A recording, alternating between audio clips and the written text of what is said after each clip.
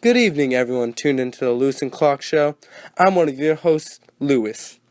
And this is your co-host, Clark. We have a very special program for you. For tonight is a time of memory. A spectacular evening of looking back on the past decade and what has become the biggest time of sporting events to date. Tonight on this New Year's Eve special, we'll be talking all about the great decade of sports. We start off tonight with a fan favorite, baseball. What a decade, eh? It started off rough with the 1919 World Series, but since then, popularity has skyrocketed for America's pastime. Got any personal favorites, Clark? Well, if I had to choose, I'd have to go with the Sultan of the SWAT himself, Babe Ruth. If the papers are on track, he's had a spectacular season, over 500 home runs. He's got to be the best slugger the New York Yankees have got. You can never go wrong with him, that's for sure, Clark. My favorite baseball player this past time would be Lou Gehrig. Debuting in 1923 for the New York Yankees, this decade he hit little over 200 home runs, nowhere close to Babe Ruth's 500. But if you look at his 1,000 runs batted in, he's definitely one for the ages. Yeah, now you're on the trolley. The only thing I get a kick out of more than baseball is some good old-fashioned boxing. Let's reminisce, shall we? Boxing is an exceptionally popular international sport, as said by the magazine The Ring. Many fights were social events with many thousands in attendance, both men and women. If there's any name that is synonymous with boxing, no one could deny that it would be Jack Dempsey. World heavyweight champion Jack Dempsey dominated the sport through much of the decade. He won the title in 1919, keeping it until 1926. He lost the title to Gene Tunney in 1926, but many of his fights were historic, such as his defenses against Georges Carpenter, Louis Firpo, and Tim Gibbons, a fight which almost bankrupted the town of Shelby, Montana. His 1927 rematch against Tunney became known in boxing history as the Long Count Fight. Dempsey became a household name and appeared on Time magazine and the cover of Fight magazine. He was along with Babe Ruth, Red Grange, Bill Tilden, and Bobby Jones, one of the so-called Big Five of sports. Other important boxers included Benny Lynch from West Scotland. Panama Al Brown was the first Hispanic to become a world champion.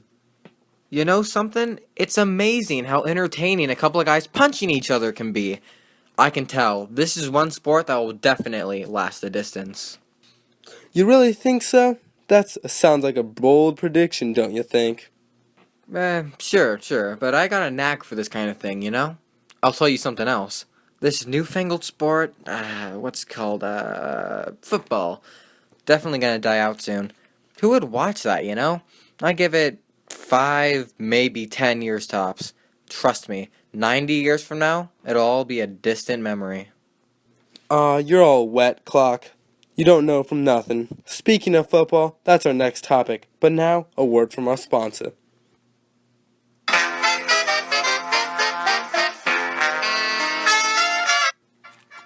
Hey Lewis, what's that amazing object you got over there? Haven't you heard, Clock? It's the latest craze sweeping the nation. You ain't talking about moonshining now, are you?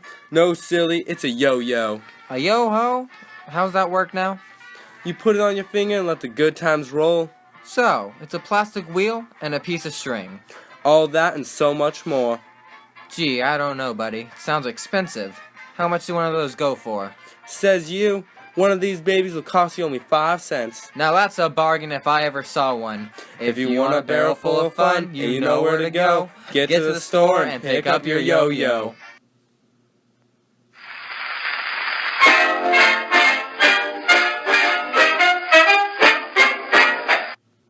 Welcome back. For our next topic, we'll discuss my personal favorite, football.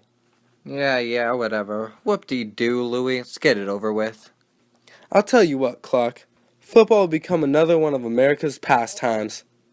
Oh, really? What's so great about it, huh, Sap? It's like soccer, wrestling, and hockey all combined. Haha, well then. How about you enlighten us about this hodgepodge of a sport, huh? Alright then. What makes football such a rich sport to watch is the outstanding personality of its players. There's this player by the name of Harold Redgrange, talk about an all-around athlete. He passed for 10 touchdowns, rushed for 21, caught 10, and intercepted one pass for a touchdown. It's the cat's pajamas, I tell ya. How does that not satisfy you, Clock? Well now, that's a real earful, Lewis. You know what else is so great about football? The concussions. I swear, if I ever catch one of my little ones doing something like that, I'll beat him on the head myself. Clark Manning, I have no doubt you would. For our next topic, we'll be discussing women's involvement in sports. Oh, you mean cleaning the jerseys, right, Clock? Haha, you slay me, but we'll be getting a lot of angry telegrams about that one. You know that, right? In all seriousness, though, women's sports have become a bit of a new phenomenon, in conjunction with women's suffrage polling so much support in the recent years. Newfound sports stars such as Suzanne Langland, Edith Cummings, Gertrude Ederle, and the most recent, Betty Robinson, have been in the news lately, paving the way for future generations of female athletes everywhere. My personal favorite out of those four would be Betty Robinson.